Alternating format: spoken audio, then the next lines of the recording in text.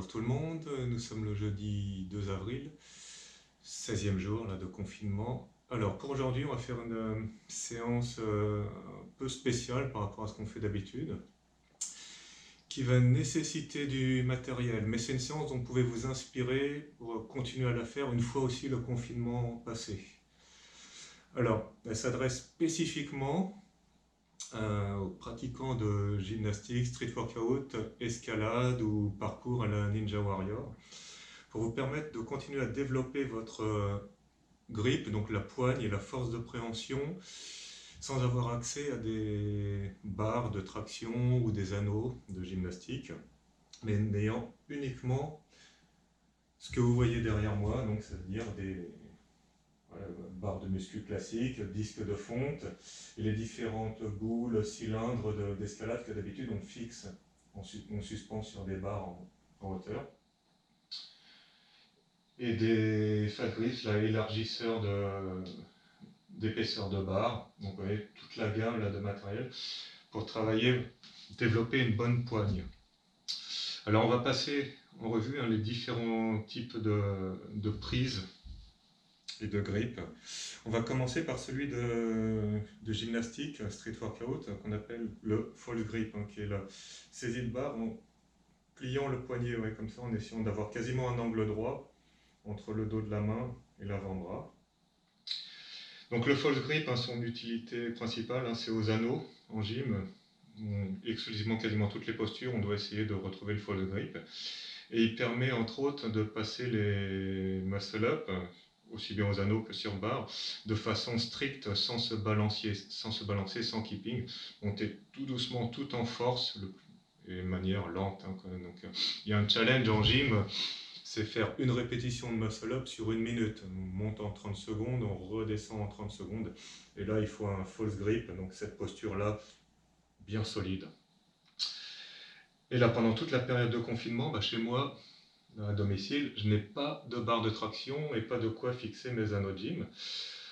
Alors, si on reste bloqué là pendant 1 mois et demi ou 2 mois, vite perdre toutes les capacités de serrage, de grimpe. Et pareil, je fais de l'escalade 3 fois par semaine en temps normal, donc là, je ne peux pas aller faire du bloc. Alors, pour ne pas perdre ma force de préhension, je fais des petites séances comme ça, de grip à la maison. Donc, je vais vous montrer comment procéder pour la séance du jour. Alors, on va commencer par le false grip, donc la prise de gym street workout. Je vous le montre avec cette barre-là.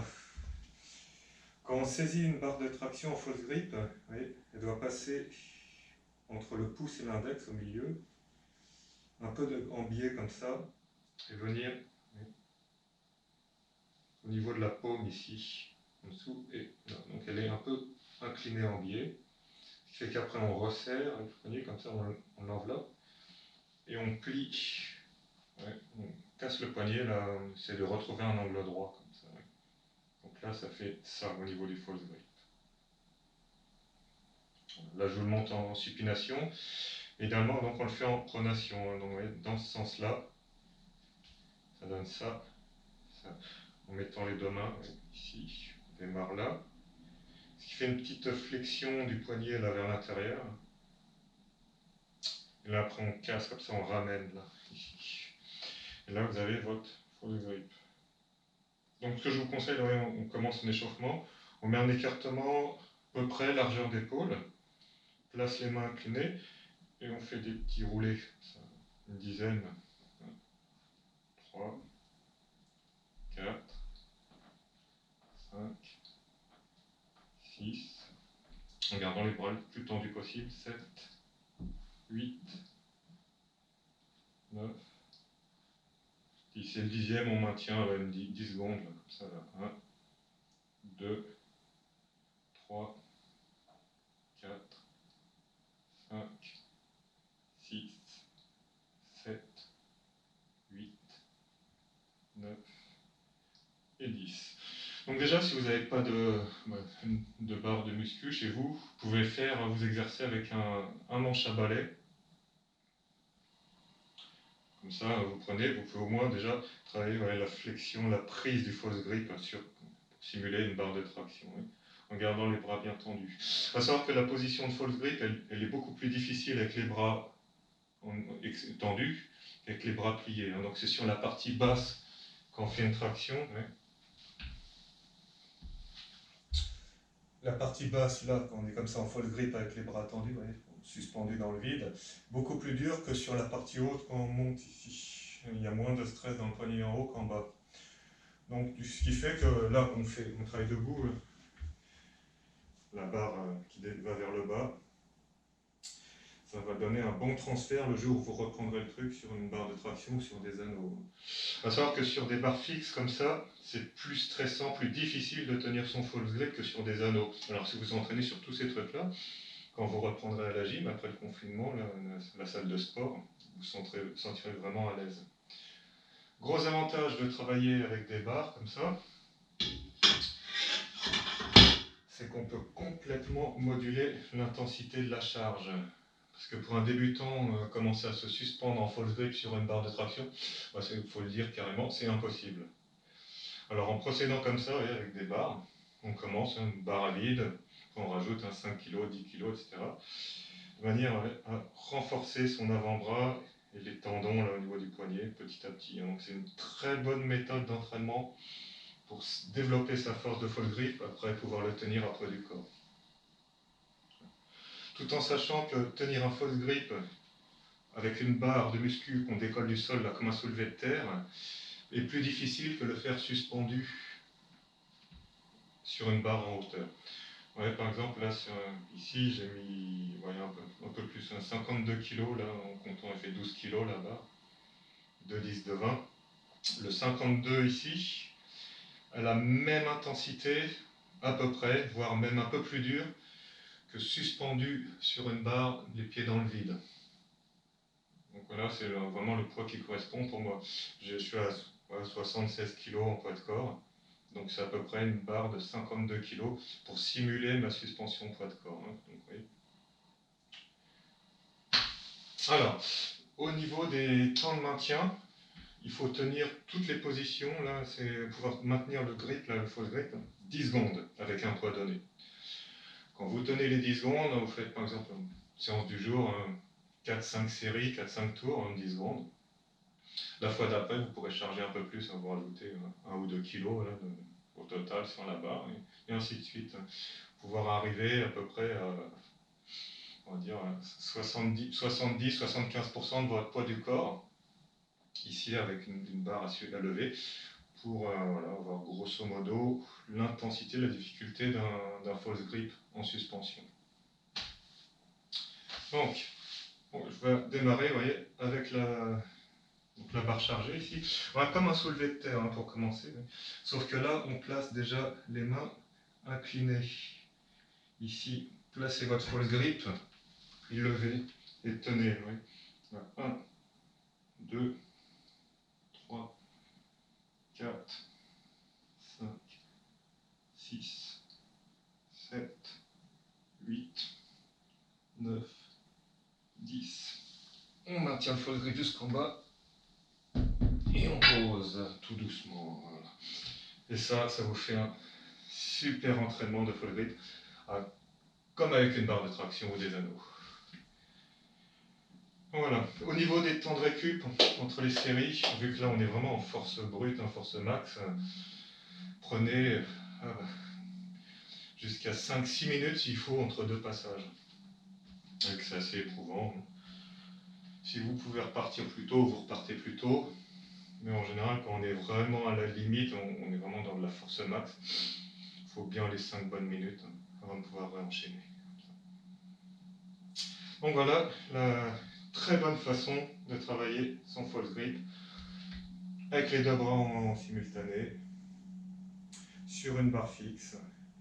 Si vous y arrivez là-dessus, vous y arriverez sans problème sur la barre de traction et encore plus facilement sur les anneaux. Parce que le false grip sur les anneaux, c'est plus facile parce qu'on peut vraiment orienter les angles d'inclinaison au niveau des bras. Parce que sur la barre, on est fixé par la posture, on ne peut pas faire tourner. Ouais. Donc elle est plus dure à la barre qu'aux anneaux. Donc entraînement à la barre, et là vous serez rodé pour la reprise. Vous aurez un bon poigne, bon false grip, les avant-bras costauds, ça, on va passer donc après le false grip comme ça, on va bosser sur la pure préhension, le porté comme ça. Alors pour compliquer la difficulté d'un porté, d'un maintien, oui, comme de ce style, on est dans l'alignement classique. Il y a deux façons de procéder. Hein. La première, la plus logique, hein, c'est rajouter du poids. Plus c'est lourd, plus c'est dur à lever, hein, comme un soulevé de terre. Oui. Et une autre, pour la poigne, qui est super intéressant, c'est d'épaissir la barre. Alors il existe hein, ce qu'on appelle des petites gaines bleues, là, les fat grips. Je vais vous mettre en description de la vidéo hein, les liens sur les différents matériels spécifiques que j'utilise aujourd'hui, si vous voulez vous en acheter plus tard. Donc le fat grips comme ça. Ça fait un bon moment que je les ai. C'est tout simple, ouais, c'est une gaine. On la fixe comme ça. Hop, autour d'une barre. Ça permet de l'épaissir. Il nécessite une main plus large. Donc on est beaucoup plus dans les doigts avec ça, le serrage, par rapport à la petite barre. On peut serrer facilement. Grosse barre, on est comme ça. Beaucoup plus dur de tenir un poids. Donc super ustensile hein, pour développer la poigne et la force de préhension. Ouais. On le retire. On le retire, c'est facilement. Alors, là pour le grip classique avec barre épaisse, comme ça, je préfère le faire d'un bras de l'unilatéral. Vous mettez une charge. Ici.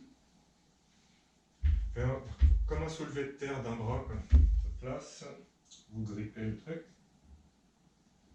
et vous levez. Et là, pareil, 1, 2, 3, 4, 5, 6, 7, 8, 9, 10. Et on pose. Ouais, tenir les 10 secondes avec ça. Là, j'ai 32 kg. C'est déjà chaud. 1, 2, 3, 4, 5, 6, 7, 8, 9, 10. Et on pose. Oui. On détend. Petite phase de récup. On enchaîne le suivant.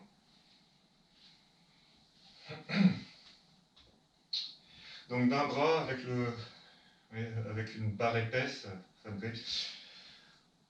beaucoup plus dur au niveau défi, challenge, et puis effet dans la poigne que faire un soulevé de terre très lourd à deux bras. Barre épaisse d'une main. Et là vous aurez un super workout comme ça, vraiment très bonne session. Pareil, plusieurs séries, hein, donc 4 séries, 4 tours là, dans la séance. Des récup, comme pour le false grip, hein, là on peut prendre jusqu'à 5 minutes entre deux passages, le temps de bien régénérer au niveau des tendons. Hein. C'est les doigts, avant-bras éventuellement aussi qui fatiguent. Voilà, se détendre. Petits étirements comme ça. Fait du bien.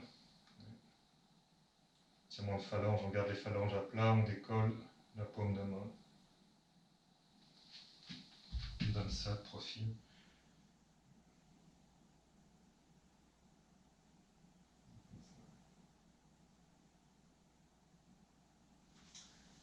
Alors, si vous n'avez pas de fat grips, mais que vous voulez quand même épaissir votre barre, si vous en avez une, vous pouvez enrouler un torchon, une serviette autour, de manière à rendre la poignée le plus épais possible. Ça marche très bien aussi comme ça. Bon, sauf que le fat grip est étudié pour, ça permet vraiment de charger, mettre beaucoup de poids, avec un torchon, etc. Faire gaffe à ne pas le déchirer. Ok, voilà, on continue la pause. le suivant. On va utiliser cette fois vraiment le matériel d'escalade. Ouais, donc un cylindre comme ça. Ouais, normalement, on en suspend deux en hauteur. On les agrippe, bras tendus, et on reste dans le vide. Objectif, arriver à le faire d'un bras. Alors ça, il faut vraiment une poigne, mais vraiment une poigne d'orang-outan, hein, de singe, comme ça, pour pouvoir tenir d'un bras. Et le fait, justement, quand on tient facilement à deux bras, passer directement à un bras, il y a une montée en intensité de difficulté vraiment extrême. Et c'est pas possible souvent. Donc là, c'est super intéressant de pratiquer comme je vais vous montrer. On a la ficelle qu'on accroche là, au cylindre, et vous rajoutez du poids en dessous.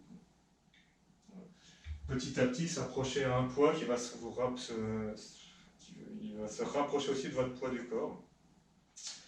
Et le jour où vous arrivez proche de votre poids du corps, normalement, théoriquement, vous pourrez vous suspendre d'un bras comme ça, pied dans le vide, avec le cylindre, ou comme ici, avec la boule. Il y en a plusieurs. Pour l'instant, là, à domicile, j'ai que cylindre et boule, mais il existe d'autres formes, hein, des cônes comme ça, épaisseur variable, plein d'autres trucs hein, différents comme ça. Des boules, pareil, épaisseur variable, hein, des fines, des très épaisses. Alors, idem, c'est comme le fat grip. Plus la boule est épaisse, plus c'est dur pour la tenir. Plus elle est fine, plus c'est facile. Donc, on peut doser aussi la difficulté comme ça. Alors, le cylindre, hein, même principe, prendre une main, bien lourd, ouais, hop, on lève. Là, j'ai mis 40 kg par exemple. Là. 1, 2, 3, 4, 5, 6, 7, 8, 9 et 10. Pause. Passe à l'autre main, la même chose. Là, 1, 2, 3, 4, 5, 6, 7, 8, 9, 10. Et poser. Donc, voilà. Pourquoi 10 secondes? Tout simplement, 10 secondes, c'est un bon temps de référence pour gagner de la force maximale. Si vous voulez de l'endurance, donc c'est rester plus longtemps, hein, genre les challenges qu'on peut voir, rester suspendu plus d'une minute sur barre de traction, par exemple, ou tenir plus longtemps le poids, il faut diminuer le poids. Donc là, on est en sous-max, on travaille en endurance musculaire. Ce qui est intéressant aussi pour endurance, résistance, tenir plus longtemps, notamment en escalade. Si vous avez des longues voies à vous faire, il faut un compromis entre de la force max pour aller choper une petite prise pendant une très courte durée et pouvoir répéter l'effort très souvent, tac, tac, tac. Donc il faut aussi un intérêt de travailler de l'endurance musculaire dans le grip aussi. Donc c'est mettre des poids moins lourds et rester beaucoup plus que 10 secondes, hein, tenir 30 secondes, 1 minute, etc. C'est un bon challenge aussi. Donc conscient des deux. On ne va pas faire les deux dans la même séance hein, parce qu'on n'a plus de jus dans les mains. Donc c'est faire une séance force max, des maintiens courts, 10 secondes, et puis une autre 2 jours après. On met la moitié des poids par exemple, et rester 30 secondes, 1 minute en grip, hein, travailler votre résistance, votre endurance. Donc il y a deux façons de procéder, quoi. Mais au départ, je vous conseille quand même de développer surtout de la force max, notamment si vous faites du bloc en salle. On ne grimpe pas très longtemps, hein, c'est vite fait, c'est quelques secondes hein, des fois pour les passages les plus simples.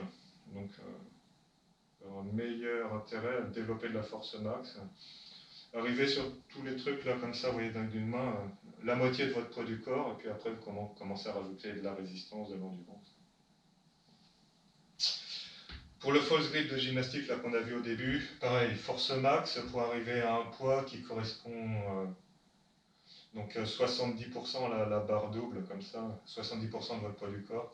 Et après ça, vous travaillez en endurance résistance, parce que les enchaînements de gymnastes ou de street workout peuvent nécessiter de garder un false grip plus que 10 secondes. Hein, donc il faut s'habituer à être aussi résistant là-dedans. Donc voilà, travailler les deux, force max, résistance, endurance. Donc là, On a fait avec le cylindre, hein, donc, la prise est comme ça, donc c'est pas comme ça, c'est en pur doigt, il faut vraiment comme une pince là, serrée, quoi. Même chose avec une boule, un peu plus dur. La boule, là, quand on tue, on a quasiment les doigts vers le bas. Là, 2, 3, 4, 5, 6, 7, 8, 9 et 10. Pose. Dans l'autre main. Même chose.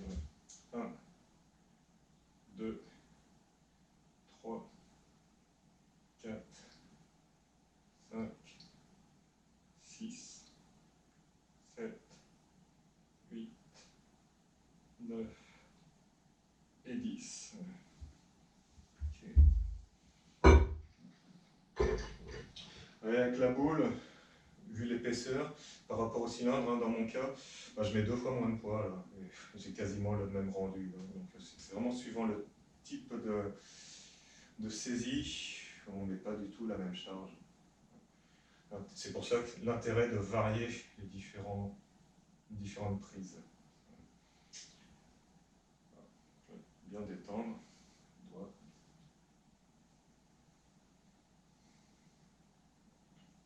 Donc hein, on a vu, fausse grip, barre épaisse, cylindre, boule. Voilà, je détends encore un peu avant d'enchaîner le suivant, parce que là je les enquille avec beaucoup moins que les 5 minutes. Donc là je commence à, les tendons des doigts commencent à bien fatiguer. J'en profite. Donc si vous faites aussi de la musculation classique, hein, notamment du soulevé de terre, bah, tous ces exercices-là vont vous aider à avoir une vraie prise dans l'axe comme ça. Éviter les prises alternées là, à la con, comme j'appelle, vraiment une prise de bonhomme ici, une costaud, double ici, et on lève bien lourd. Hein, ne contournez pas votre facteur limitant. Le facteur limitant pour quasiment tout le monde, hein, c'est la poigne hein, souvent. Donc ne trichez pas en inversant les positions ou en mettant des sangles, etc., un sangle au poignet que vous enroulez autour de la barre. Ça, c'est de la gruge. C'est une méthode de fiotte, on va dire. Donc, on a un point faible, on bosse dessus, point final. Pas grave si vous ne pouvez pas soulever plus lourd. Développez votre point faible, et quand il sera voilà, à la hauteur du reste, un tour va se rééquilibrer. Là, vous pourrez pousser plus lourd après. Mais ne trichez pas. Ne fiotisez pas, comme on dit. Ok, suivant, il y a le serrage, comme ça, au niveau des doigts. Très intéressant. Permet là de simuler la prise la saisie des petites prises hein, sur les falaises ou sur les blocs d'escalade. Donc saisir un disque ici. On prend un disque comme ça et vous prenez voilà, un pinch ici. 4, 5, 6. Ouais, là, j'ai plus de jus dans les doigts, je tiens pas les 10 secondes. Là. Ma gauche, là, il est calé. Pas pris assez de récup entre deux passages et c'est ce qui arrive. Après, quand on ne prend pas assez de récup, on ne tient plus au niveau du temps. Et voilà, posé. Donc ça, ouais, autre façon de faire, serrage. Une pince comme ça, bout de doigt, hein, pour les petites prises. Alors là, rien vaut, voyez, un bon disque ici. 20 kg comme ça en petite prise, hein, c'est déjà pas mal. Si vous êtes plus costaud, hein, vous pouvez prendre plus lourd. Dans ce cas-là, l'astuce hein, pour mettre plus lourd, hein, on rajoute un disque. On va comme ça. Et vous pouvez le fixer. Bon, ça c'est un disque olympique, c'est pas le bon format. Je vous montre avec, comme ça, ouais. Donc là, ouais. Là il y avait 20 kg. Je mets un disque de 2 kg, ça fait 22. La petite barre, elle en fait 2, c'est 24. On les plante là.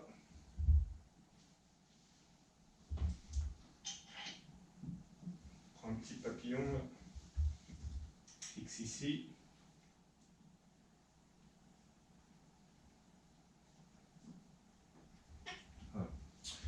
Et là, vous avez donc, un peu plus lourd, la 24, comme ça.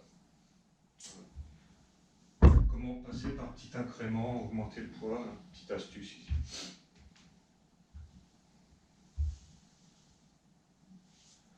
Dans le cas des boules, les disques, il suffit d'en empiler d'autres à côté. Comme j'ai fait avec le cylindre, là il y a 2 disques, côte à côte. Mais de passer plus lourd, augmenter comme ça. Et pour le pinch, ça c'est au niveau ici, vous rajoutez des disques à côté avec une petite barre pour alter d'une main, alter modulable.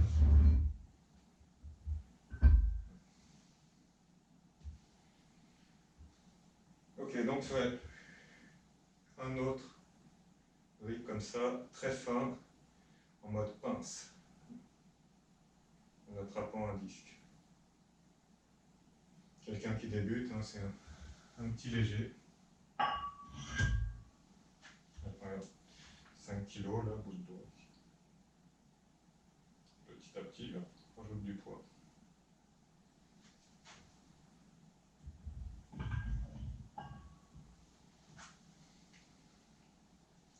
Et donc là, on fait le tour des différentes prises, différentes façons de bosser. Ouais, déjà, après plusieurs passages comme ça, ça commence à sentir de la congestion dans l'avant-bras, et puis les tendons des doigts, ça irradie en permanence, quelques séries. C'est pour ça qu'il faut des temps de repos assez longs. Tant qu'on a la sensation de congestion, doigt qui irradie, c'est qu'on n'est pas prêt pour repartir à la suivante. Alors, je vous montre le dernier. C'est les pinces. On va fermer, ouais, comme ça.